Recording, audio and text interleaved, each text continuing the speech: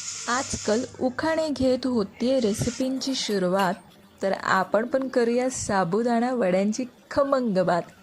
तर चला साबुदाणा वडा करण्यासाठी इथे 1 कप साबुदाणा भिजवून घेऊया. 1 कप साबुदाण्यासाठी 1 कप दाण्याचा कूट करायचा आहे. दाण्याचा कूट अगदी आबडधोबड करून घ्यायचं आहे, बारीक करायचं नाही आहे, नाहीतर वडे चिकट होतात. त्यासोबतच हिरवी मिरची घेतली आहे, लाल तिखट वापरायचं नाही आहे. हिरवी मिरची पण इथे बारीक करून घेऊया.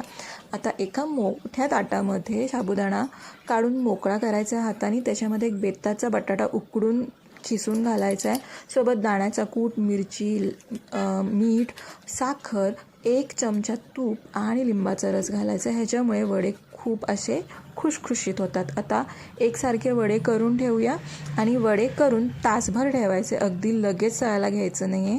आता तासानंतर तेल गरम करूया. तेल गरम झाल्यावर मंद आचेवर वडे सोडून एका साईडनं तळून घेऊया, मग दुसरी साईड पलटी करून तळून घ्यायची आहे. आता ह्यांना काढून घेऊया. चटणीसाठी मी इथे 1 चमचा दाण्याचा कूट, 1 चमचा ओलं खोबरं, लाल तिखट, मीठ आणि 2 ते 3 चमचे दही, त्याच्यावर जिऱ्याची फोडणी, अशी आपली चटणीसुद्धा तयार आहे.